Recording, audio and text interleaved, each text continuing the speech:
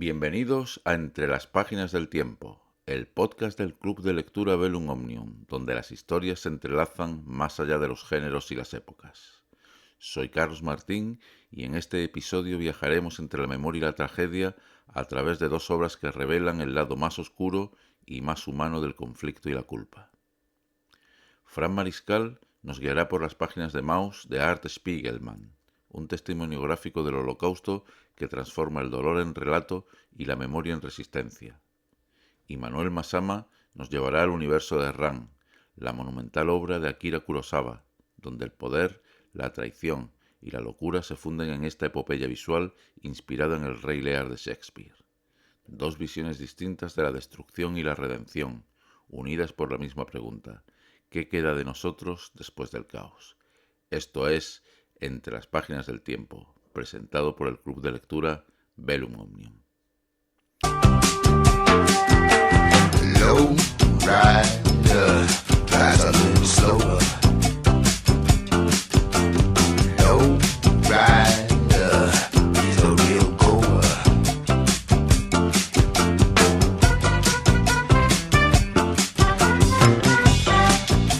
Hey. Buenos días, Fran, ¿qué tal? Hola, buenos días. Pues nada, encantado de estar aquí con vosotros. Manuel, buenos días. ¿Cómo estás? Buenos días, Carlos, Fran. Pues aquí, estupendamente ¿Qué tal? acompañado. Muy bien, pues vamos a empezar el programa hablando de Maus, de esta novela gráfica de Art Spiegelman. Adelante, Fran. Sí, vamos a hablar de Maus, de Art Spiegelman.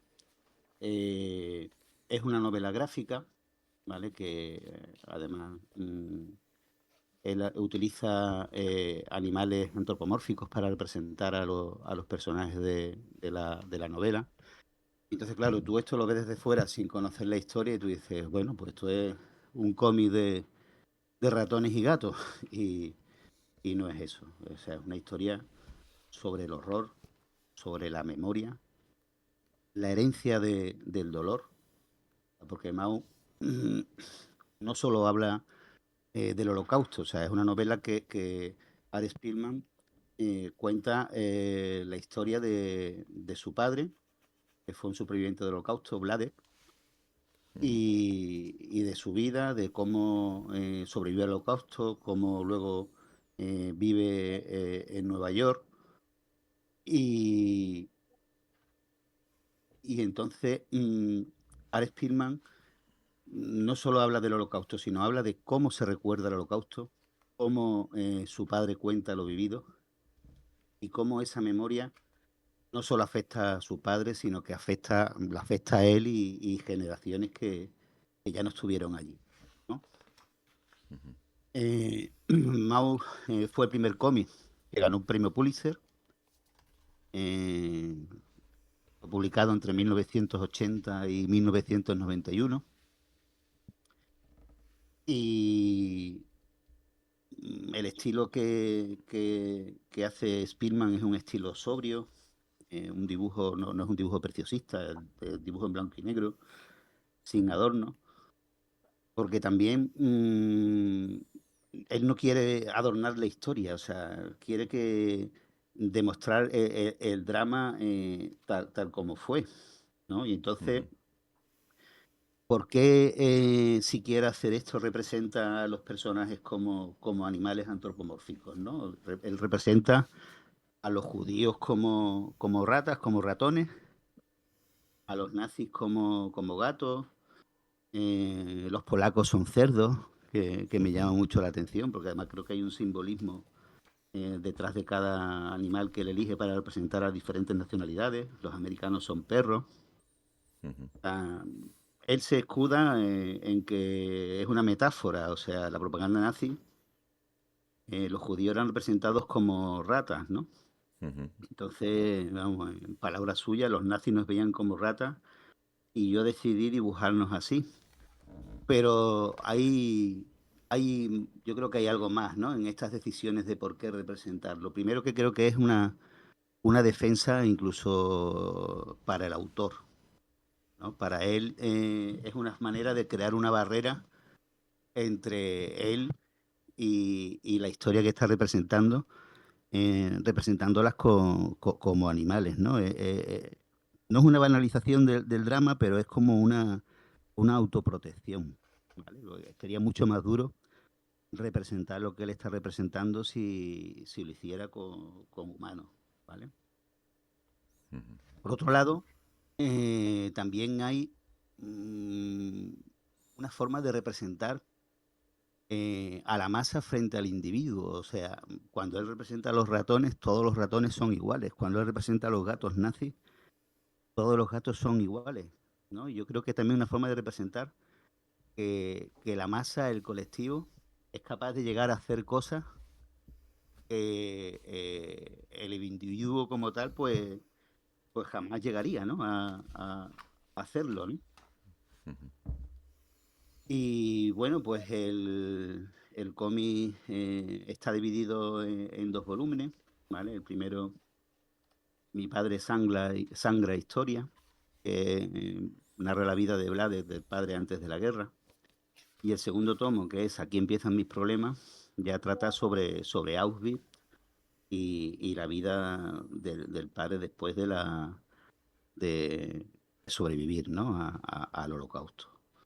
La narración se va moviendo en dos tiempos, entre el pasado y el presente. Y de hecho, la representación gráfica de pasado y presente en los cómics, en el cómic es diferente, ¿no? Cuando es el presente, los dibujos son muy estructurados en una rejilla prácticamente inamovible, ¿no? O sea, los cuadros del cómic están súper estructurados. En cambio, cuando viaja al pasado, a los recuerdos del padre, pues digamos que los dibujos son más caóticos, las viñetas, hay viñetas más grandes, hay viñetas que él quiere señalar un recuerdo en concreto y esa viñeta la hace más grande, personajes salen de la viñeta, o sea, es un simbolismo como que la realidad está mucho más estructurada, mientras que los recuerdos, pues son más caóticos, ¿no? Hay cosas que recordamos mejor que otras, símbolos en los que nos centramos y la verdad es que Art Spiegelman lo representa muy bien en el cómic, ¿vale? Luego, no es solo una historia sobre el holocausto, o sea, Mauer, también la historia de la relación de Art, del artista, con su padre, ¿no? De hecho, a mí cuando lo leí me sorprendió porque el autor se desnuda completamente y nos muestra a veces incluso la mezquindad con que trata a veces al padre, ¿no? Que claro, tú no puedes evitar cuando estás leyendo el cómic enfatizar con ese hombre, ¿no? Con todo lo que pasó y realmente, claro, tú ves que ese hombre ha quedado marcado por el drama que pasó en su forma de actuar, ¿no? O sea, es un hombre que no quiere perder las cosas, que aprovecha todo, el ahorro máximo, claro, pero es por la necesidad que ese hombre vivió, ¿no? Y entonces a veces el hijo, pues te digo, lo trata con dureza y el autor nos lo muestra con una realidad cruda, ¿no? Eh, Spielman decidió grabar las conversaciones con su padre y a partir de ahí escribir esta historia. Y, y la verdad que utilizar el cómic, además en esta época, ¿no? Que estamos hablando de los años 80 donde el cómic, la novela gráfica estaba completamente sacado de lo que se consideraría, ¿no? La literatura o el arte, entre comillas, serio, ¿no? Sino que en esta época los cómics eran eh, considerados como algo underground, algo de segunda clase, algo para niños, ¿no? Y utilizarlo. para contar la historia de su padre, pues es una valentía y fue, digamos, un hito en lo que es la historia del cómic y la literatura. Y te digo, este ha sido el primer cómic que ganó el premio Pulitzer y ha conseguido meterse en, digamos, en lo que es una de las muestras de la literatura contemporánea, ¿no? O sea, fue el cómic más vendido eh, durante 104 semanas, ¿no? En las listas del New York Times, ha sido traducido a más de 20 idiomas. Vamos, ha sido hoy, forma parte de la historia de la literatura, ¿vale? Ujú. Eh, ¿Qué más contaros? Mm, Decir Bueno, si que, te parece, sí. no, vamos, decir que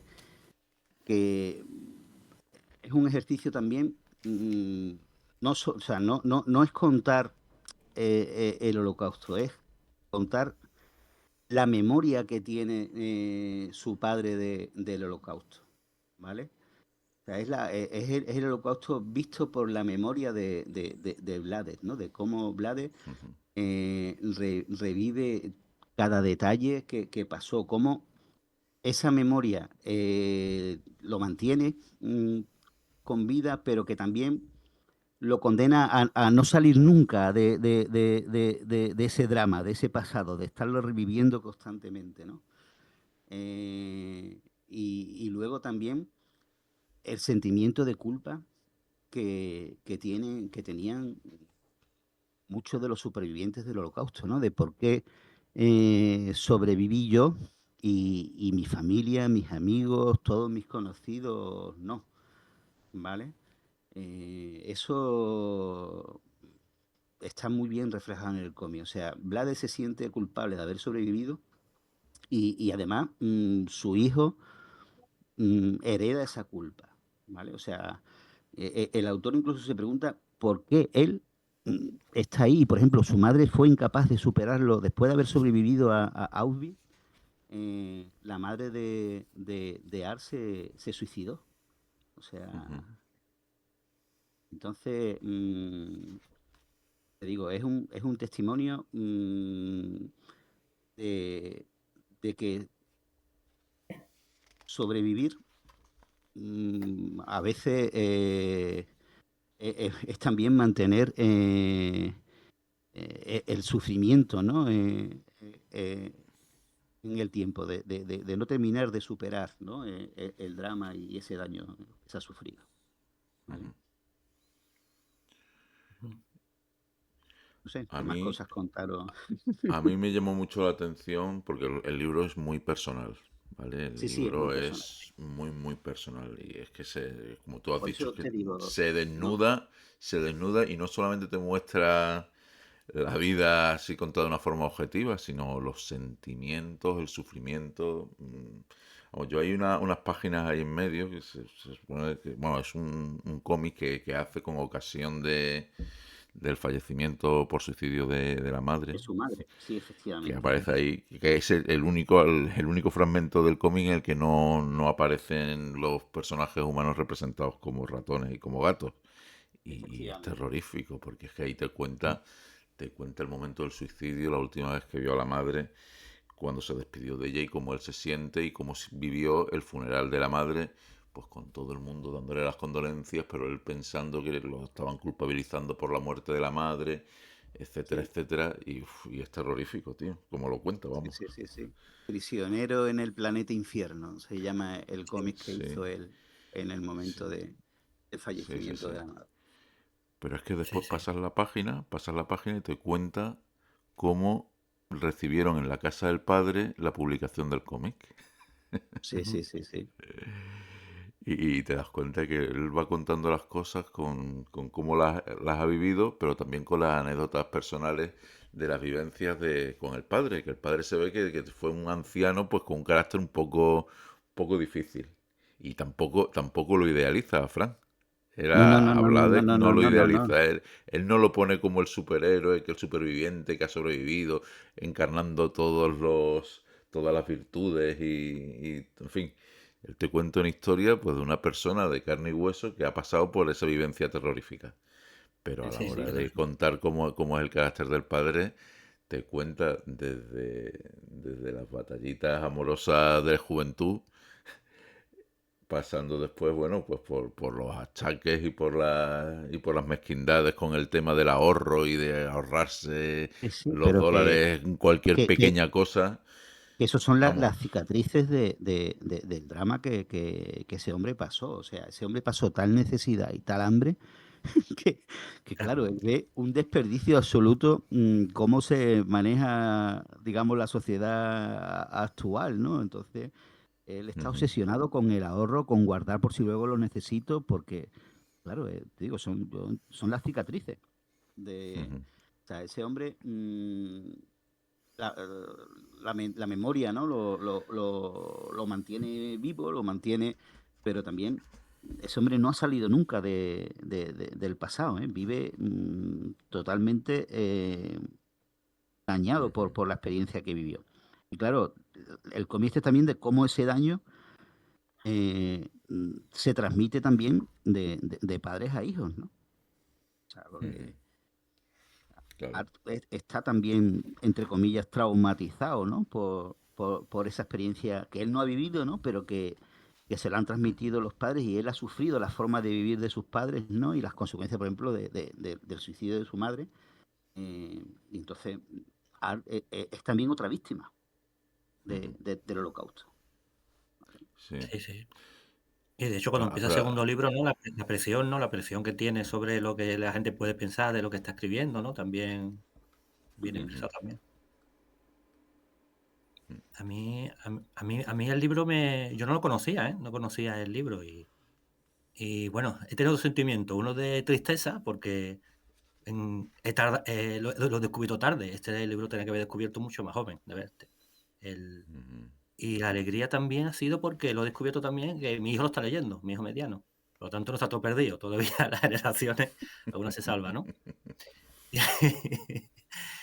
Y la cosa también es que lo he leído, pero lo he leído en digital. Y yo creo que este libro hay que leerlo en físico, pienso yo. En físico. También. Yo lo tengo en físico. Yo me Yo lo estoy en Yo pillé físico. también.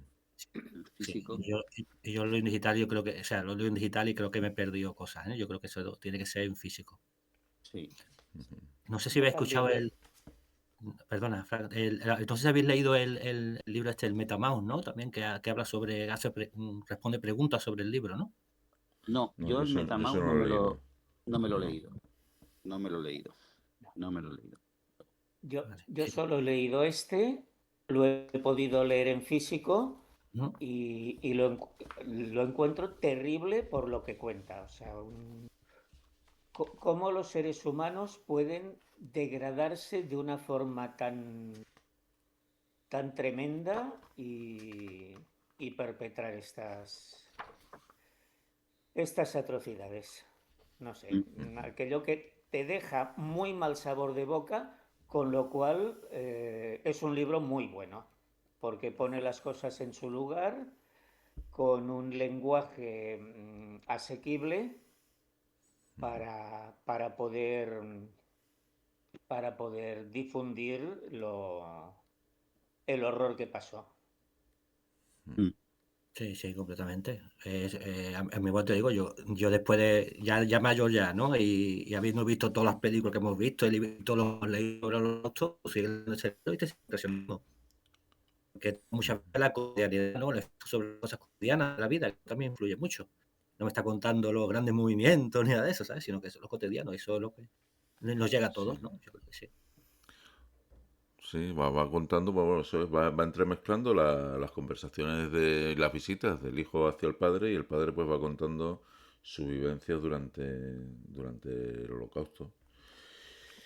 Y vamos, la verdad es que es Y terrorífico todo lo que cuenta, vamos, desde cuando están allí en Auschwitz y el trato, las selecciones, las cámaras de gas, en fin, los asesinatos, las palizas, el hambre. Mira, Horroroso. una anécdota. O sea, el cómic fue censurado en 2022 en una escuela estadounidense, tío. ¿En Sí. serio? Y sí, sí, sí, sí, sí, que te llama la atención. De hecho, vamos, se volvió a ponerse un poco en vigencia y a estar en los medios y tal, a partir de este hecho, ¿no? Lo censuraron por imágenes de pureza, de violencia explícita y por lenguaje malsonante, quiero recordar que leí por ahí.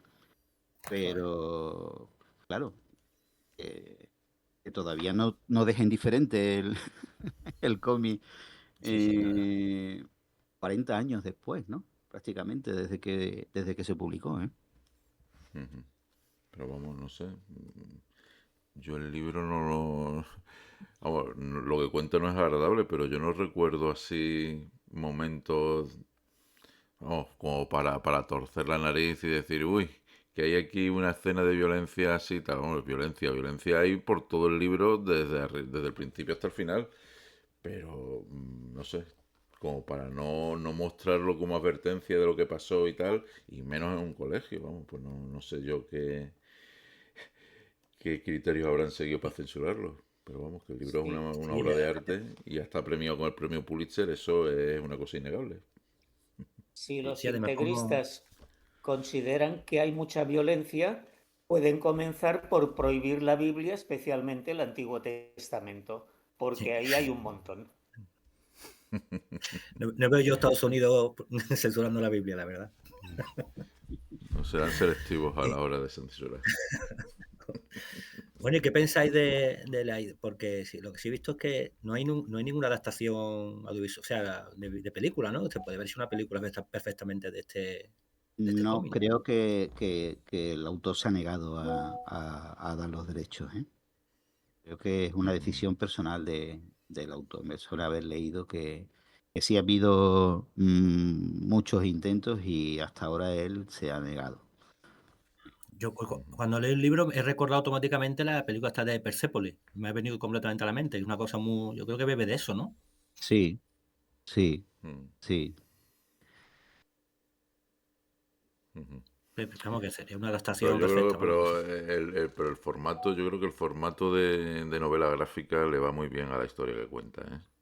Porque Claro. es que condensar todo esto en una película, no sé yo la longitud de la película cuál debería de ser, pero para contar todo lo que aparece aquí en el libro, no sé yo si vamos, si con un largometraje de 2 horas te iba a dar, ¿eh? Porque aquí hay muchísimo, aquí se cuenta Sí. muchísimo, vamos, se cuenta la historia entera de una persona y de su familia, con gran Carlos, es lujo de una detalles. serie. Una serie de Netflix. Sí, pero vamos, pero no sé. Los temas que se eligen en la serie de Netflix suelen ser o bien más mundanos, más llevaderos. No es el target, no es Digo el que target. O, yo sí, creo sí. que el autor no va por ahí. O sea, el autor cuando hizo esta obra también creo que fue un poco de catarsis, ¿no? Sí. De querer desahogarse de todo lo vivido, de su experiencia, de intentar, o sea, él cuando está entrevistando al padre, lo que pretende es intentar comprenderlo, ¿no? Ponerse en su lugar. Entonces, yo creo que una vez que él hace esto, no tiene pretensiones de que esto sea un producto comercial, o sea, el éxito le ha venido. Esto ha sido traducido creo que a más de 20 idiomas, se ha vendido en más de 30 países, pero que no fue la pretensión del autor, entiendo yo, hacer un producto comercial. O Claro. sea, Ujú, él tenía esto dentro, quería exponerlo, expresarlo, que te digo que le sirviera a él también de catarsis, de terapia, casi contar todas sus vivencias y su dolor. Y no tiene ningún interés porque, bueno, creo que ha sido bastante, por lo que he leído, lo han tanteado bastante y él no está por la labor. ujú. Ujú. Después, una cosa que sorprende del libro también es cuando termina la guerra y él regresa a su casa y se la encuentra ocupada por una familia polaca. Sí. Vamos, lo reciben prácticamente dándole una patada y echándolo de allí de la casa, diciéndole que se largara, que el negocio y la casa que eran de ellos y se acabó. Eso ya casi al final del libro. Sí. Y el libro eso termina enseñándote una fotografía real del padre y con el reencuentro con la madre, pero después de todas las vicisitudes de la guerra, que es un momento feliz. Lo que pasa es que, claro, queda empañado porque en medio del libro te ha contado que la madre después, en 1968, se suicida. Como, Madre. en fin, porque no ha superado, digamos, los recuerdos de toda la... En fin. Sí, yo, más que no superar los recuerdos, yo creo que es el sentimiento de culpabilidad que tenían por el mero hecho de haber sobrevivido, ¿eh? Luego, había perdido un hijo, ¿no? Porque una de las cosas que también nos cuenta es cómo él tiene un hermano que no llega a conocer, que es víctima del holocausto. Ujú. Entonces, pues, fíjate tú el sentimiento de esa mujer de decir, ¿por qué he sobrevivido yo y mi hijo no, no? Es un sentimiento de culpa, ¿eh? Un sentimiento de culpa lo que los corroe, vamos. Claro, y Ya, familiares bueno. pues, de los otros, no lo sabemos, ¿no? Bueno. Hay gente que lo niega, ¿eh? Es lo Sí, fuerte, tío. bueno, negar a estas alturas el holocausto, no sé, es como negar la existencia del sol y de la luna, vamos, no sé. Bueno, sí, te digo, hay, Y hay gente para todo, si hay terraplanistas y, en fin. verdad, Frank. las últimas tendencias que estoy viendo no es ya la de negarlo, sino la de relativizarlo. Es decir, la de ponerlo en comparación con otros asesinatos en masa, con otros desastres así, hambrunas y tal. Y vamos, yo he visto algunas tendencias de historiadores alemanes que lo que hacen es decir, bueno, sí, fueron entre 4 y 6 millones, pero ¿y cuántos murieron en el Gulag soviético? ¿Y cuántos murieron en la Revolución Cultural China?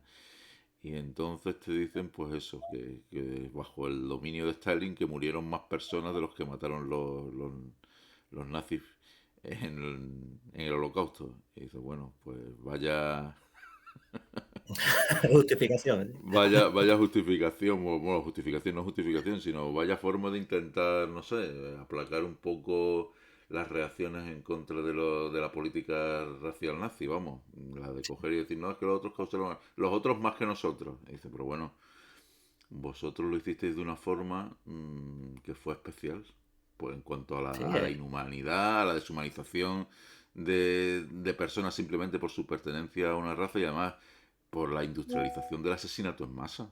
Que es que eso exactamente. no es coger a la gente y encerrarla, que también está mal, ¿eh? Que no estoy justificando yo aquí ningún tipo de persecución por motivos ni ideológicos, ni racistas, ni de ningún tipo. Pero, hombre, una cosa es, yo qué sé, decir que vas a mantener a la gente encerrada en unos sitios y otra cosa es coger directamente y montar fábricas para poder matar a 2.000 personas cada hora y cargarte de esa forma a millones de personas, vamos. No sé.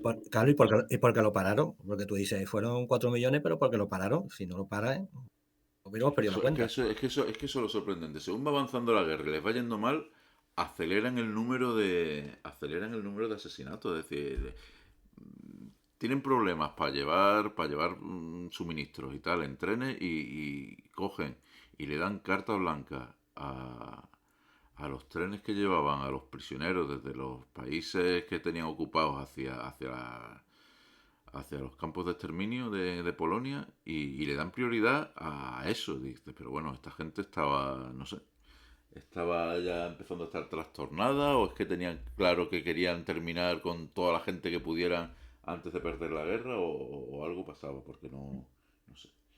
Desde un punto de vista racional tampoco se entiende muy bien las decisiones que No, se no, toman. exactamente.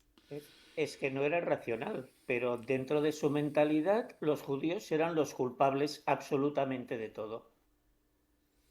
Sí, efectivamente, pero los que tenían enfrente en los frentes soviéticos y en el frente occidental no eran, bueno, no eran los judíos, ya eran rusos, americanos con sus armas y tal. Si tú estás en Sí. guerra, qué menos que priorizar el defenderte de que te está atacando con armas, no al enemigo ideológico que tienes allí y se supone, no sé, Desde un punto de encerrado vista ya lógico, en guetos y tal, vamos, no sé, sí. sí.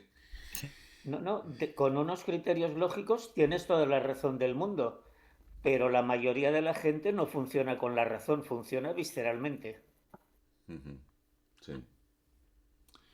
Sí, Bueno, sí. eso aquí en España también durante la guerra civil es verdad. Bueno, yo estuve viendo unas actas en fin, de un juicio que le organizaron aquí a los jueces del Tribunal Popular que se montó aquí en Málaga para juzgar a los delitos, pues eso, contra la República. Es decir, las personas que eran afines al alzamiento, pues se les puso aquí una especie de tribunal de excepción de carácter más bien político para juzgarlo. Y entonces ningún juez que había estado en la carrera judicial quería pertenecer a ese tribunal, ¿vale?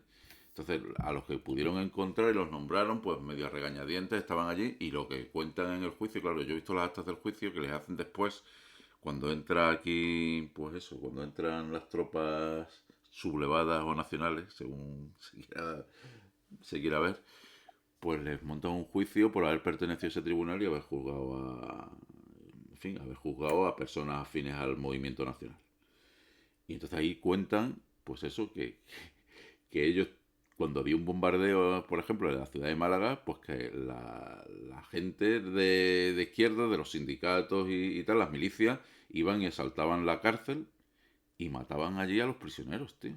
Y dices, pero bueno, o sea, te lanzan un bombardeo y tú para represaliar coges y echas mano del enemigo que tienes prisionero para ir y vengarte de él, de lo que ha Claro. hecho, pero allí in situ. Y yo creo que más o menos ese sería el mecanismo de pensamiento que tendrían los alemanes, en fin, los nazis en ese momento, que estarían sufriendo bombardeos estratégicos de ciudades, de fábricas, de tal, con todo el sufrimiento que tendrían, y a la hora de vengarse, pues dijeron, sí, pues ahora vosotros que sois los que estáis causando todo esto, pues vamos a vengarnos con vosotros. Y ese Claro, sería el entonces, mecanismo de pensamiento, pero que en el fondo no, eso no obedece a ningún criterio racional, ¿eh? Porque, claro. en fin, Bueno, y pues ya, sí. no, si habéis visto la película de la solución final, cuando se reúnen todos en un Sí, palacete, En Vance, eso es un lago sí, que hay cerca de Berlín. Allí se y reunieron. ahí es donde dicen, digamos, entre comillas, industrializar, ¿no? Y poner una secuencia y organizar el genocidio. Bueno, era un objetivo político de ellos, de Hitler, vamos. Eliminar a los judíos de toda Europa, vamos. Que, que tampoco creo yo que fuera como un acto de venganza, sino un acto totalmente premeditado y un objetivo de Hitler desde el inicio, ¿no? Sí, sí, sí, sí. Es decir, vamos a ver, cómo se organiza el holocausto no es fruto de una simple No, no, decisión que va, y ya está, sino que hay claro. un La proceso más o planificación, sí. menos largo Una y una planificación planificación. Mm, y además, pues, con toda la eficiencia alemana que son capaces, pues, mm. lo hicieron muy bien. Ahí se marcó un objetivo y a partir de ahí pues empezó a funcionar la eficiencia alemana de proyectar, de ver, de cómo hacer los campos de concentración, los campos de exterminio, de cómo hacer que la gente entrase allí Sí, un proceso de la de forma industria. más suave, es decir, menos traumática Efectivamente, posible y más para facilitar las cosas a todo el claro. mundo. Y ya Un está. proceso de industrialización del genocidio, de la muerte, y aparte también una forma de aliviar, porque en los primeros momentos de la guerra, cuando todo este genocidio se hace con los soldados disparando tiro a tiro, mm, quedaban traumatizados, ¿eh? muchos de Sí, sí, sí. los soldados y oficiales de la SS, y esto era una forma también de evitar, ¿no? Ese enfrentamiento directo entre el verdugo y el asesinado, ¿no? O sea, creando todo este proceso de industrialización. Mm, También era preservar un poco la mente, ¿no? De los asesinos, ¿no? mm. Es decir, sí, Eso que el también, eso también es proceso un al final tema. es para proteger a los asesinos, es decir, para proteger a los Sí, sí, soldados sí, que se sí. veían obligados y protegerlos de traumas psicológicos y De trauma de... psicológico que estaba, te digo, al principio de la guerra había un montón de bajas, por lo visto, por los traumas que cogían, ¿no? Sí, Con sí, sí. tanto asesinato, ¿no? Lo que pasa es que, Fran, mira, yo ahí el tema de las excusas que después se han oído, en fin, por parte de la población alemana, de por qué pasaron las cosas que pasaron y que ellos estaban allí, por qué no hicieron nada y tal. Yo hubo un tiempo en el que se los escuchaba a los coetáneos de los hechos alemanes de decir que, hombre, que hubieran primero que no sabían nada. Eso era la regla general, que ellos no sabían nada porque eso no Sí, se pero no negaron. publicaba y porque eso no se sabía. Y en segundo lugar, que si hubieran sabido algo, que hubieran podido hacer. Que si lo hubieran puesto a hacer esas cosas, pues o lo hacían o los hubieran matado a ellos. Esa era digamos, lo que se oía. ¿Vale? Yo lo he visto en medios de comunicación alemanes, en fin, y diversas entrevistas a personajes y tal. Lo que pasa es que después, mira, en Netflix hay un documental que se llama Aquellos hombres grises. Y en ese documental, pues un historiador militar alemán se preocupa de coger y de buscar los diarios de los oficiales y sobre todo de los batallones y tal, y de las divisiones de las Einsatztruppen, que eran, digamos, las fuerzas policiales de la SS que iban siguiendo al ejército alemán en los territorios ocupados y que eran los que se encargaban después de la liquidación en fin, de los judíos y de los comisarios políticos, de los intelectuales y de todo aquel que fuera a estorbar el día después de la ocupación alemana. Y las conclusiones a las que se llega en el documental no tienen desperdicio, ¿eh? Porque te Ya. desmontan todo el mito ese. Te desmontan el mito de que la fuerza coercitiva que había detrás, es decir, o tú participabas en los crímenes que se te ponían ya por delante y que te decían que tenías que hacer, que tenías que formar parte del pelotón de fusilamiento y tal, o que ibas a estar entre los fusilados. Se demuestra que eso es falso, es decir, que lo que hacían era pedir voluntarios. Y por el mismo espíritu que había ya en la escuela, que los habían formado, que los habían ideologizado y tal, salían voluntarios. Y el que no quería hacerlo, lo que le hacían era una especie de bullying y se ponían allí, se reían de uno, lo llamaban huevo blando, Weissei, que es un insulto así como, no sé, cobarde o tal, ¿no? Y al final terminaban relegándolos y trasladándolos a otros sitios. Y claro, se quedaban allí pues los que eran capaces de hacerlo. Pero los que lo hacían, hay entrevistas en el documental y lo que te cuentan era que el más difícil era el primero, o los primeros 10. Pero que a partir de ahí, que ellos se lo tomaban como un trabajo, es decir, pues ya está, pues como el que trabaja, no sé, fabricando tornillos, pues esto en vez de fabricar tornillos lo que tenían que hacer era ir allí y apretar el gatillo y no miraban ya ni al que tenían delante, lo mataban y ya está. Y después volvían y montaban sus fiestas, se ponían a beber alcohol, bromeaban y tal y cual, y ya digamos que superaban así el trauma de lo que suponía lo que habían hecho. Es decir, que Ya. no, que al final, al final les resbalaba lo que hacían, ¿vale? Que no... Claro, Y claro, fíjate. te quedas un poco diciendo, uff, no veas. No Sí, veas la porque naturaleza claro, humana que oscura puede ser La, a veces, vamos. no, y la bestia de la masa. digo, lo que tú has dicho antes, la ideología que les metían en la cabeza desde chicos, donde todas estas ideologías parten de la deshumanización del que hay que eliminar. O sea, para ellos que no eran humanos. Por eso, Sí. ¿no? Lo de las ratas, ¿no? O sea, Ujú. eran menos que humanos, no eran humanos. Entonces, a mí en ese sentido el libro me ha sorprendido en el sentido ese, de que ha cogido Spiegelman y representarse a los judíos como ratones o como ratas. La verdad es que después de toda la propaganda nazi que los representó así como unos bichos a los que había poco menos que exterminar, y que él coja y utilice esos símbolos tan potentes de la propaganda nazi y les dé la vuelta y diga, no, si es que aquí al final voy a intentar contar una historia, pero no quiero poner aquí retratos de personas. Es decir, el único retrato que se ve, las únicas partes en las que se ven a personas, es en la parte en la que habla del suicidio de la madre, y al final, cuando quiere decir, mirad que aquí he dibujado ratones y animales, pero que estamos hablando de personas. Y te pone la fotografía del padre casi al final. La fotografía del padre con la ropa de prisionero del campo. Y, yo te he comentado, tío, yo creo es que, súper o sea, que potente, aparte de... el símbolo es súper potente, vamos. Sí, pero que te digo que aparte del símbolo de decir, ¿no? La metáfora de la propaganda nazi, ¿no? O sea, los nazis nos venían como ratas, pues yo nos voy a representar así. Yo creo que también es un ejercicio, lo he dicho al principio, cuando estás poniendo el COVID, de autoprotección. O sea, yo me imagino a este hombre dibujando toda esta historia y reflejando a su padre y hubiera sido durísimo, ¿eh? Yo creo que también es una forma que él tiene de protegerse diciendo, no, venga, voy a representar esto con animales antropomórficos, venga, los judíos que nos decían ratas, tal. Y luego también te lo he comentado, o sea, la metáfora de que la muchedumbre, la masa, es capaz de hacer cosas que un individuo no.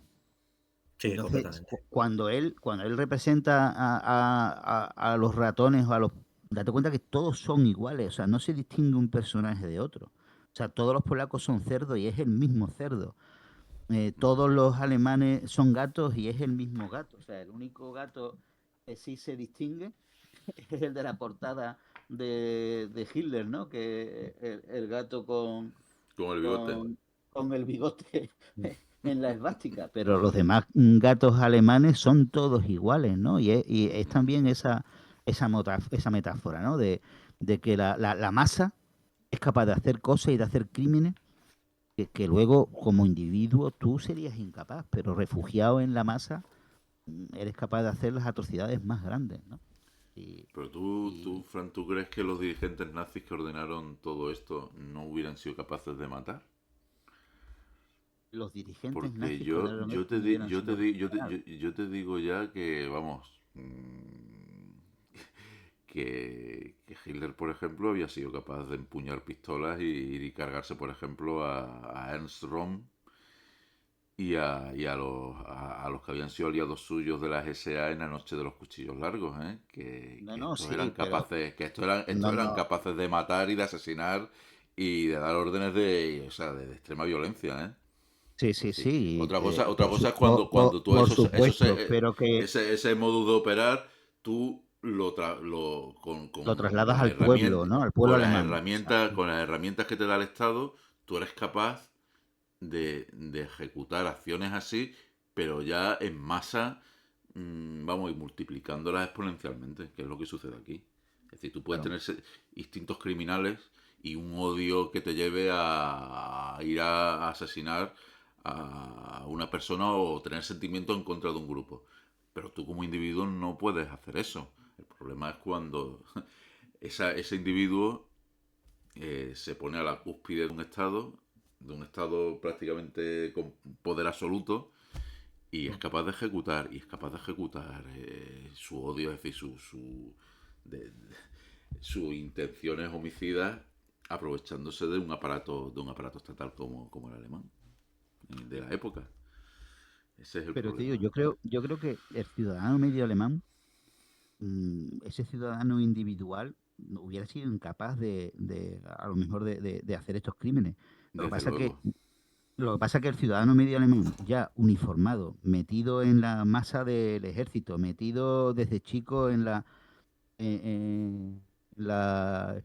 juventudes hitlerianas e ideologizados, O sea, por eso te digo, yo creo que como colectivo somos capaces de hacer muchas más atrocidades que luego individualmente puestos ante la prueba de tener que ejecutar una atrocidad. Yo creo que eso también lo intenta reflejar Spearman en el cómic. Sí, sí, sí, ¿Vale? sí. Sí. Bueno, y había disensión también en Alemania, lo que pasa que, claro, también se lo usaba contra ella. O sea, el tío también se aplacaba a la disensión todavía que había, ¿no? Que Había no, disensión, que no era pero que no era homogéneo, ¿no? Me refiero, ¿no? Que no era un movimiento había homogéneo de disensión, todo.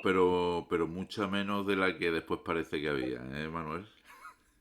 Sí, pero eso igual que la resistencia francesa, que ahora parece que y también hubo un montón de colaboracionismo, o sea, y Sí, ahora sí, sí. parece que los franceses estuvieron resistiendo desde el primer día y había de todo. Claro. La equidistancia, ¿no? La equidistancia. No la equidistancia. En alemán O hay sea, un término, se llama hay un Mitläufer, cómic, que son los hay que un corren cómic, con hay un los cómic interesantísimo concurrentes. que se llama Eres una vez en Francia, no sé si lo habéis leído, ¿No? que es de un judío polaco que tiene que huir de Polonia y se refugia en París justo antes de que empiece la Segunda Guerra Mundial y el tío, siendo un chatarrero, acaba siendo un potentado del metal y llega un momento que empieza a colaborar con los nazis que están ávidos de hacerse con todo el metal de Europa. Y el tío empieza a colaborar con los nazis y empieza él a utilizar la influencia que tenía con los nazis. Él consigue para sí mismo, siendo judío, un carnet de que era ario puro y consigue salvar a otros judíos precisamente por la influencia que tenía como colaboracionista. Y, y cuando ya va acabando la guerra y se da cuenta de que el bando alemán va a perder, empieza a colaborar con la resistencia para irse granjeando, digamos, De la simpatía de... las simpatías del bando que él ya presuponía ganador. O sea, os lo recomiendo, ¿eh? Es una pasada el cómic. Eras una vez en Francia, creo que se llama. Y ahí ves un poco todo lo que, como estaba Francia, y te digo, el país estaba completamente dividido entre la colaboración, la gente que intentaba sobrevivir como fuera, y luego sí había una resistencia, ¿no? Pero la resistencia fuerte en Francia empieza, digamos, ya en las postrimerías de la guerra, cuando todo el mundo se suma a la resistencia a caballo ganador. Ujú, Claro. claro. Muy bien, pues ¿quiere alguien más comentar algo del libro de Maus de Art Spiegelman? Bueno, yo quisiera aportar eh, que no se trata de banalizar en absoluto, pero ha habido unas matanzas terribles y aquí me centraría en Camboya. En Camboya tuvieron que crear un término nuevo, que era el autogenocidio. Las cifras son horrorosas. La cuarta parte de la población fue autoasesinada, simplemente por conocer un idioma, por llevar gafas, por tener algún oficio, por cosas así que son tan absolutamente incomprensibles, pero volvemos al tema de antes. Cuando un iluminado tiene poder y manipula a todo el grupo, se pueden perpetrar cosas innombrables. Sí, completamente. Vamos, la historia da bastante ejemplo de eso, vamos, completamente. Pero cuando tú hablas de autogenocidio, Ángel, te refieres a que son los propios nacionales los que están asesinando a sus compatriotas, ¿no? Digamos, a la gente de su propia nacionalidad o de su propio grupo, ¿no? Exactamente porque, mm, y que quede clarísimo que no es ningún tipo de justificación. Pero para el régimen nazi, los judíos eran los culpables de todo por su sistema económico, por un montón de cosas. En Camboya era la misma gente. La diferencia es que eran detalles tan absurdos como llevar gafas o conocer Sí, un idioma extranjero. allí Ángel el tema era, tú sabes, también era ideológico, era el tema de que esta gente quería granja, ¿no? Que era volver al momento cultivar plantas, o sea, el tema del campo y contra la ciudad, todo lo que fuera, todo lo que Sí, sonaba sí, sí. moderno, ciudad y, y medio leído la persona, automáticamente ya era ya un objetivo. Pero Sí, mira, sí, sí, el enemigo interno que llamaban. el tema del movimiento de los gemeles rojos de Pol Pot, que es de lo que estamos hablando, Sí, eso tiene su origen en el maoísmo, ¿eh? Que eso no Y fue un en invento la, de los gemeles sí, rojos, sí. eso en fue la y en revolución la revolución cultural. cultural pasó Porque la gran exactamente lo Revolución marcha mismo, ¿eh? cultural. adelante, tela. Pasó Perdón, el gran exactamente paso lo adelante. mismo, el gran paso Mm. adelante, sí. Pero en la revolución cultural también se asesinó a gente, bueno, y se les hacían una especie de, pues eso, de Tribunales públicos, ¿no? eran prácticamente autos de Autos fe, de como en fe. la Sí, Inquisición sí, aquí, pero efectivamente. en A vez de todos los profesores con la universitarios, tramoya todos. cristiana, era con simbología comunista y tal, Sí, y se los sometía a una especie de juicios públicos, pero donde sí. Eso realmente se les sí, si estaban habéis dando visto, palizas y terminaban asesinando, y muchas veces eran simplemente porque eras profesor de universidad, porque simplemente, llevabas gafas, porque hablabas un idioma extranjero, porque tenías libros extranjeros o habías eso leído se cosas, ve en revistas la serie. extranjeras. Habéis visto la serie de El problema de los tres cuerpos? No Sí, lo he es No. visto. verdad. Pues, Sí, también, pues, vamos, sí. es ciencia ficción, pero te la recomiendo. Ahí sale la revolución cultural china y se ve perfectamente eso. O sea, como los tribunales populares enjuician a gente simplemente por ser profesores universitarios, tener libros en inglés o en francés.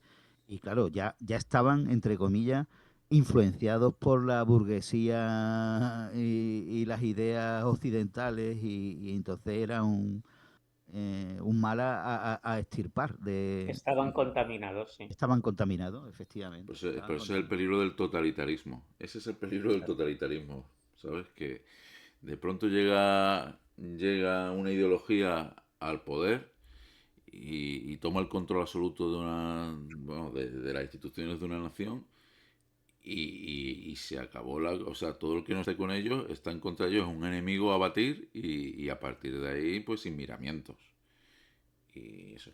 Pero mirad, el actual presidente chino, Xi Jinping, su padre fue uno de los represaliados durante la Revolución Cultural. Yo no sé si lo Ajá. sabíais. No, Él no sabía, ¿no? No lo sabía. su juventud la pasó en una granja de trabajo forzoso y estuvo allí pues un montón de años, ¿sabes? Lo que ocurre es que cuando salió de allí, pues salió, digamos, ideologizado y se integró en el Partido Comunista al principio con un seudónimo, porque su apellido sonaba, pues su padre había estado en los gobiernos, en los primeros gobiernos de Mao Zedong y después con Deng Xiaoping y al principio ni siquiera quería que su apellido costase cuando se presentaba algún cargo o algo porque sabía que le iba a perjudicar. Y sin embargo, mira tú, de víctima ha pasado a presidir ahora mismo en fin, el Partido Comunista Chino y el país. Y bueno, y no solo eso, sino que después ha cogido Perpetuidad, ¿no? y cambió la constitución porque en China la constitución prohibía que un presidente repitiese más de dos periodos Los mandatos. seguidos, dos mandatos. Y él, en cambio, cambió la constitución y a partir de él, pues el presidente puede estar ahí toda la vida. Puede ser un presidente vitalicio, porque decía que con los grandes proyectos a largo plazo que tiene China, que lo más beneficioso sería que una persona pudiera dirigirlos durante más tiempo que los dos mandatos que recogía la Constitución. Y hubo cierto malestar, no se puede decir oposición, porque oposición en China, en fin, la que poca que hay, pues desaparece al poco tiempo, La de pero que Tiananmen. sí, bueno, en Tiananmen eso fue algo más que simple oposición, Ya, Ángel. ya. Eso fue Sí, pero ahí no, Pero no, un me intento de refiero a revolución. que todos vemos cómo acaba. hay unas imágenes, ¿no? Del último, no sé si fue el último, de los últimos congresos, ¿no? Del Partido Comunista, donde se llevan a algunos dirigentes de la policía de su escaño. ¿Eso lo habéis visto? No, No, eso no. fue el expresidente de O China. el expresidente, ¿no? O sea, se lo llevan. No fue un funcionario, fue el presidente, el presidente anterior el que había precedido a Deng Xiaoping, que no estaba de acuerdo y que forma parte dentro del Partido Comunista, pues hay diferentes corrientes. Corriente, sí. Pues no es, pues eso, le dijeron que se marchase, él manifestó que él era el lugar que le correspondía como expresidente de la República Popular de China y enviaron, pero vamos, que eso dentro de los ceremoniales que es la cultura, de lo ceremonial que es la cultura china y tal, fue una representación del poder absoluto que tiene Deng Xiaoping allí. Además que eso no fue una cosa espontánea, eso estaba ya, digamos, preparado y para dar la imagen esa, de decir, mira, me da igual las antiguas glorias del pasado, por mucho prestigio que tuvieran, nosotros estamos aquí ahora y se van a hacer las cosas conforme a, digamos, nosotros. Y mandaron allí al policía que coge, empieza a tirarle de la manga de muy mala forma y al final terminan llevándoselo en volandas. Sí, sí. Pero no es solo eso, Fran, es los juicios que está habiendo por corrupción, por cargos de corrupción de antiguos dirigentes chinos, de ministros y tal. Y los hacen desaparecer y se ven a veces vídeos, grabaciones en las que estas personas, tras su detención, cogen y confiesan delitos de corrupción, delitos, en fin, de haberse llevado dinero, de haberlo oculto en paraísos fiscales, etcétera, etcétera. Porque allí Y con penas de muerte. es que eso está penado con pena de muerte. Y si no colaboras y te condenan, pena de muerte. Y si colaboras, pues cadena perpetua, pero al parecer tu patrimonio, el patrimonio familiar te lo respetan, no te lo embargan y tu familia puede seguir viviendo. Y entonces, vamos, a mí lo que me suena es a versiones modernas de los juicios estalinistas de las purgas de los años 20, ¿eh? Que es a lo que suena eso, pero me dice, pero vamos, en 2020, 2020, en esta década, que estemos viendo estas cosas y ya está, y aquí no ha pasado nada, así como titular de una noticia ahí en el telediario o en periódicos que no lee nadie. Y dices, pero bueno, no sé, que el mundo tampoco ha cambiado tanto, ¿eh?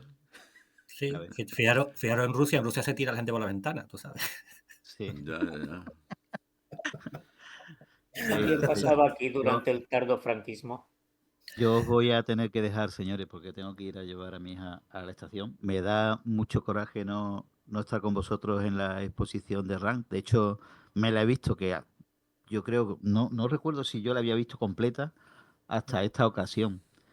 Y la verdad que me hubiera gustado comentar con vosotros la película, porque, vamos, me ha gustado. Te digo, la vi con cierto escepticismo porque yo creo que durante la juventud la puse varias veces y no fui capaz de terminarla.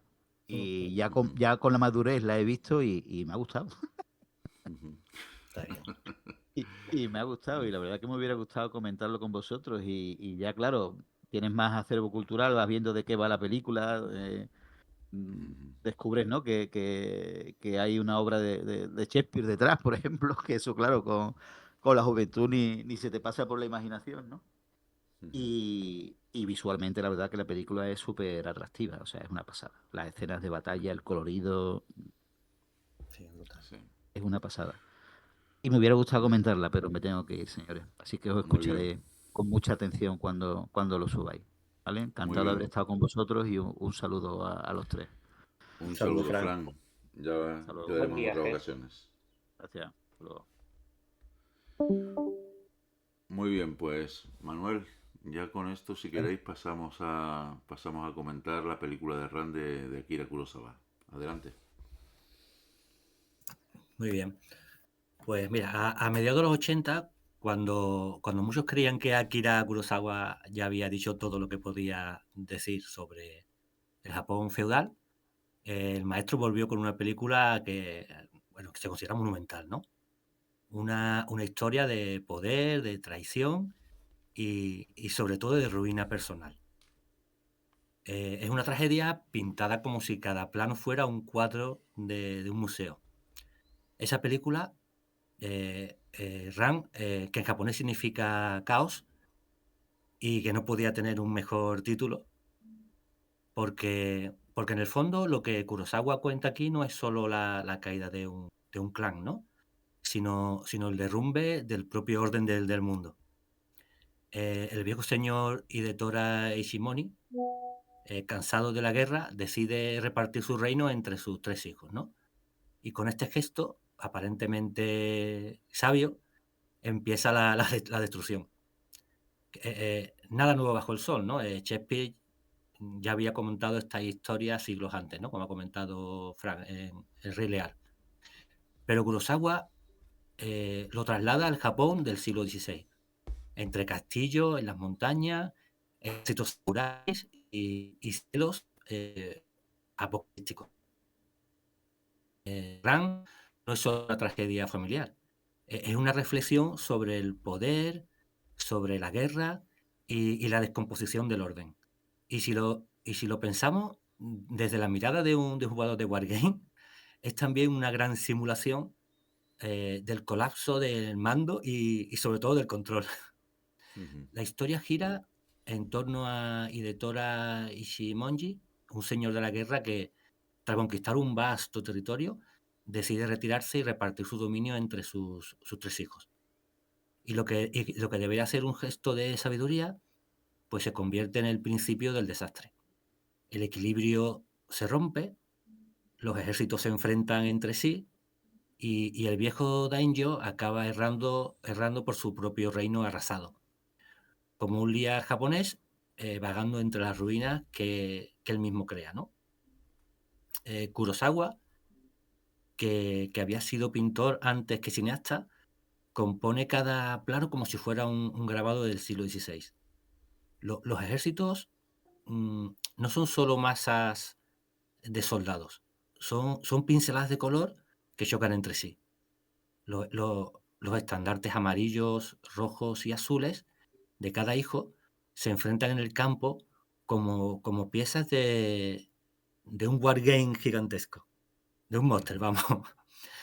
Ran es una película sobre la guerra, pero no es una película bélica. En ella, el campo de batalla es el alma humana. Si a los warhammeros nos enseñan a planificar, Ran nos enseña a aceptar que todo plan puede caer. Kurosawa dijo una vez: en el corazón del hombre no hay dioses, solo viento. Y ese viento sopla durante toda la película, que prácticamente se siente, arrasando castillos, arrasando familias y sobre todo certezas. Y a mí no se me olvida la fantástica toma final, ¿no? El monje ciego solo, sin dioses, que es símbolo del abandono divino, ¿no? Entre las ruinas del castillo destruido. Bueno, ¿qué te ha parecido? Bueno, ¿qué os ha parecido, Carlos y Ángel? Que si la habéis vuelto a visualizar otra vez y si queréis que es una buena película. A mí me Sí, pasó desde como... luego. Bueno, habla tú primero, Ángel. Gracias. Desde luego, la pude volver a ver. La había visto, bueno, en su época. Es impresionante. Yo una cosa que ya la recordaba, pero al volverla a ver volví a ser consciente, es, además del colorido y de la planificación, los cambios de ritmo. O sea, hay momentos excepcionalmente lentos y luego hay otros momentos que son frenéticos. Creo que eso está muy bien logrado para, para enfatizar aún más el contenido. Sí, completamente. A mí realmente me ha sido muy bien, ¿eh? Porque diciendo la antigüedad que tiene la película, las escenas de batalla yo creo que es totalmente impresionante, ¿verdad? No, Sí, o sea, bueno, cuando sin los efectos especiales que hay hoy día y exactamente, tal, es decir, que estás viendo allí los caballos, estás viendo allí los infantes con la multitud que hay cabalgando allí de esa forma y tal, dices, coño, esto está muy, muy bien hecho, muy La, logrado todo. la Las escenas de escena, batalla escena son excepcionales. sí, la escena cuando estudian el castillo, que yo no lo sabía, después mirando la película y eso, y estudiando un poco para el tema de presentación, de que el castillo lo construyen, desde cero, construyen el castillo para meterle fuego después, que impresiona. Eso, claro, y ahí no hay CGI, ¿no? Eso es realismo puro. La batalla, tío, y la toma del castillo, impresionante. Y ostras, no se puede hacer mejor, ¿sabes? Sí, sí, sí. Fantástico. Y sin sonido de batalla, es solo la música esa ambiental que le pone, la música fantástica. Y con solo poniendo los colores a cada clan, se ve perfectamente, se cuadra perfectamente, está genial el evento. Está genial. Sí, pero además de los colores hay una simbología en el estandarte de Ichimonji, del señor. Sí. Al principio, cuando en la escena en la que están después de cazar a los jabalís, Ah, pues sí, se sí, que ve están ahí descansando. que están allí descansando. Bueno, cuando llegan los otros dos señores, para ofrecerles las hijas para que se casen con el príncipe, ¿no? Con Taro. El Pues pequeño, ¿no? se ve el estandarte, o sea, el señor Ichimonji, ¿no? Hidetora Ichimonji tiene detrás su estandarte, pero aparte en las sábanas que cubren así, que hacen como la pared, ¿no? Del recinto en el que están, se ve también el escudo de armas del clan. Y el escudo de armas del señor feudal del clan es un sol y debajo tiene una luna. Sí. ¿Vale? Si vosotros os fijáis, después el hijo mayor, su estandarte es solamente un sol. Y el segundo, ese es Taro. Y después está Jiro, que es el segundo, el que conspira contra él. Su estandarte, que es el de color rojo. Es una luna. Es decir, que juega ahí con los símbolos del sol, la Símbolo. luna y el que los conjuga, o sea, el que los une a los dos, que es el padre, y a partir de que entrega el poder, pues digamos, se rompe el estandarte y cada uno de ellos pues lleva uno de esos símbolos. Y después Sí. Saburo, que es el que se enfrenta al padre cuando entrega el poder y le dice que, en fin, con la escena esa en la que rompe las tres flechas y le dice Me que lo que está encantó. diciendo es una tontería, de eso de que una flecha sola se rompe, pero que un haz de tres flechas no se puede romper, como símbolo de la unidad, ¿no? Que tiene que haber entre los hermanos a la hora de defender el clan. Y entonces él coge y va y rompe ahí la flecha y parece que es como un insulto al padre y a los planes del padre, es decir, una oposición a los planes del padre. Y entonces como el padre se lo toma mal y decide coger y desterrarlo y decirle que ya no es más su hijo y que se vaya de allí y tal. Y no sé, ahí hay como un enfrentamiento un poco entre lo que se espera, ¿no? Que sea un hijo como debe de ser con respecto a su padre y todas estas cuestiones de la piedad filial tan en boga en Oriente, ¿no? De que el padre de que los hijos tienen que obedecer al padre y tal. Y aquí en cambio parece que se está como enfatizando el hecho de la sinceridad, de que un hijo hable abiertamente con su padre y le diga que una cosa que está diciendo no está bien. Exactamente. Es la Cornelia, ¿no? Y, Cornelia de Rey Lear. Eso Ese es, papel. eso es, eso es. Después, mira, hay otro personaje que a mí me llama mucho la atención, que es el bufón. El El bufón bufón. que hace su aparición allí ya, ¿no? En la escena de caza, pero que después se convierte en un personaje que acompaña a Ichimonji, o sea, a Hidetora Ichimonji durante el resto de la película hasta prácticamente el final y que se atreve a decirle cosas que yo creo que nadie le dice. No sé, hace como la función de una especie de conciencia o de Pepito Grillo, ¿no? De, También. de este hombre, de Hidetora, en De su Tora. descenso por los infiernos. Mm. Además, es una figura que se saca de Rey Lear, ¿no? De la época europea, porque realmente en esa época samurái no existía ese papel de bufón, ¿no? Ujú. No sé si lo sabía. Y lo saca para eso, para darle lo que tú dices, ¿no? Como un Pepito Grillo que es realmente el único que cuenta señala las cosas, las tal cosas tal como ve las señala, ¿no? Sí, sí, sí. Que muchas veces no le dice, nadie le se atreve muchas veces a hablarle al daimyo abiertamente, excepto el pequeño, ¿no? Ujú. Bueno, el hijo Y mayor cuando le canta la canción, ¿no? del señor que era voluble como la semilla, como la espiga al viento, no sé qué, y cuenta, eso se lo toma muy a mal el... ¿Verdad? y manda allí, pues eso, a sus soldados a que vayan y lo maten. Y entonces cuando sale el padre, ¿no? Por la ventana y le pega un flechazo allí y mata al soldado del hijo, y es cuando lo llaman a Sí. capítulo. Y ahí es donde aparece ya el otro, digamos la gran enemiga del clan Ichimonji, ¿no? Que es la mujer del hijo mayor, Exactamente. que es un Que personaje, vamos.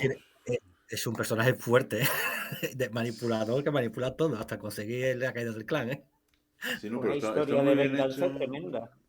Sí, sí, sí. No, pero está muy bien hecho el personaje porque no es un personaje cuyo odio salga de la nada, sino que te explica que Hidetora mató a su padre, que su madre se suicidó en la misma habitación en la que ahora mismo, pues digamos, mantienen la corte en la torre, ¿no? Y que esas tierras que ocupan había sido anteriormente las tierras del clan de la familia de esta mujer.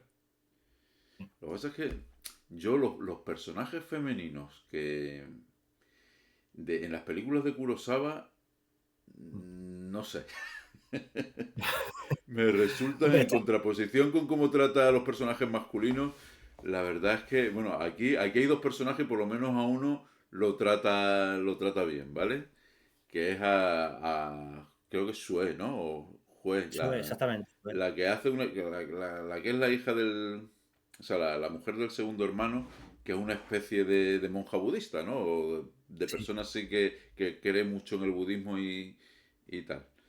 Y que está con Surumaru, ¿no? Que es el ciego que está allí en las ruinas, sí, viviendo en las ruinas, y sí, que ella va a por el que acaba. visitar, que ella va a Exactamente. visitar y que, en fin, y que va a cantarle y tal.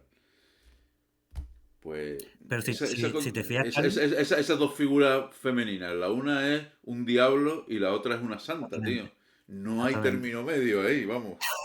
Ya. Ahí no hay término medio, es decir, Es que o eres solo una había dos. santa que está más allá del bien y del mal porque estás en el mundo espiritual, o eres, vamos, lo peor de lo peor, eres una máquina de venganza fría y calculadora que por tal de cumplir tus planes de destruir al clan eres capaz de hacer cualquier cosa, vamos. De Hay hecho, al cosas. final alcanza el destino y vamos, y termina como termina. Pero En que, una escena increíble. Una sí, escena bueno. increíble.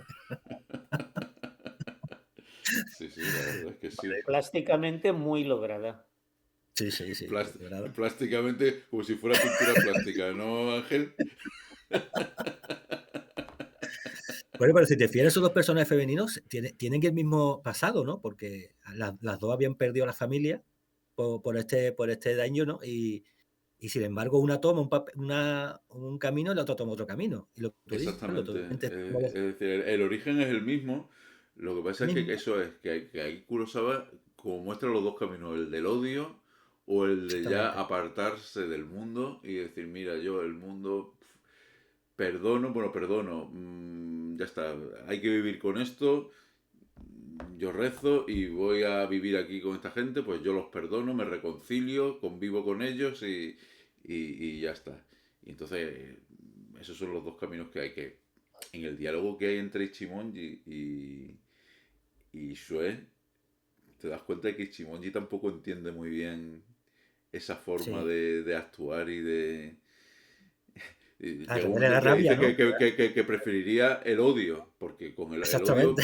lo podría entender, pero no la misericordia y la reconciliación. Y dice, pues O sea, porque yo creo que le pone sobre el espejo, ¿no? De lo malo que ha sido.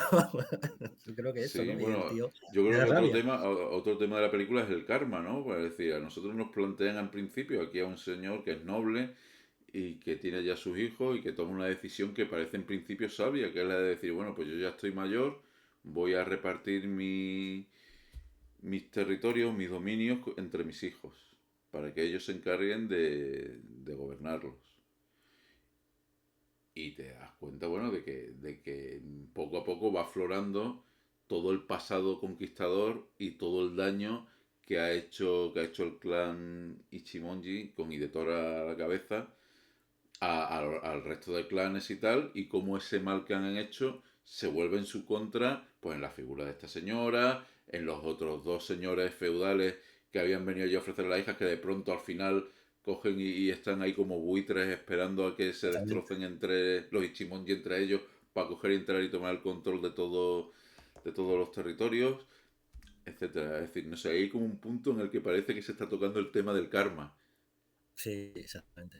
Sí, tienes razón. del mal que, es decir, las decisiones que tomas y lo que hagas a los demás, al final va a tener unas consecuencias en tu vida. Ujú. Sí, sí. No sé Todavía al cómo, final no sé cómo lo veis acaba. vosotros. Sí, sí, Sí, completamente. sí, es así. Ujú. Y al final acaba como en una partida de Sekihara con su montón de bloques que lo controla, pero sin tener las cartas. No tiene las cartas.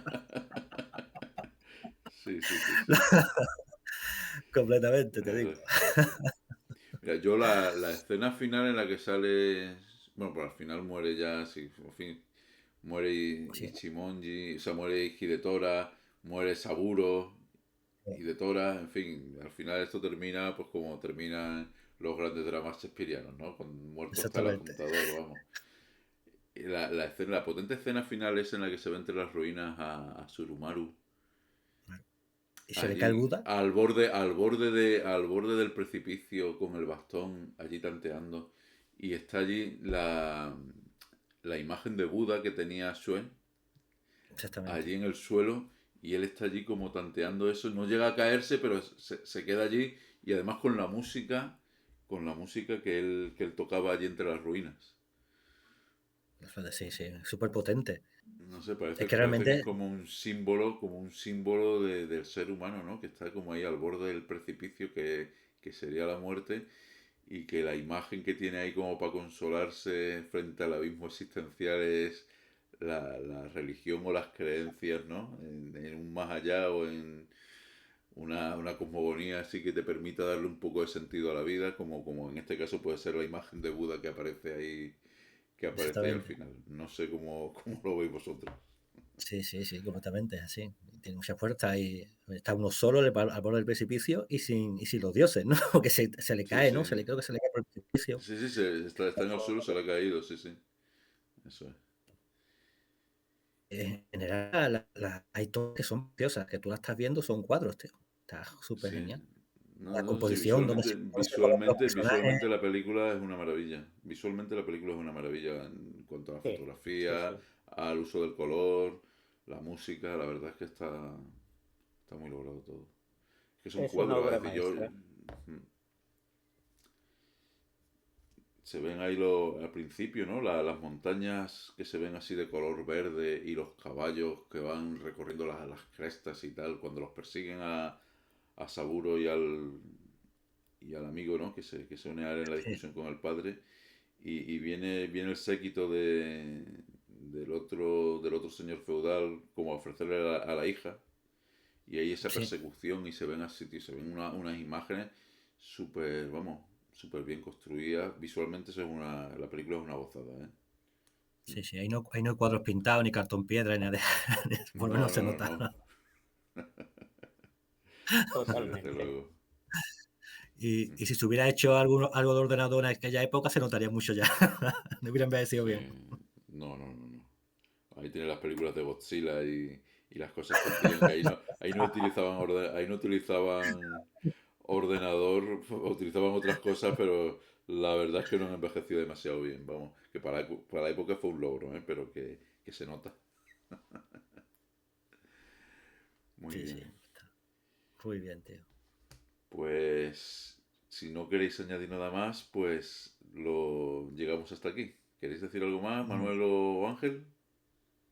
No, perfecto. Hemos echado un rato muy agradable. Está muy bien. Yo que he disfrutado mucho con la película, que no he disfrutado con el libro, porque no es un libro para disfrutar, pero Es me ha verdad. ido muy bien leerlo.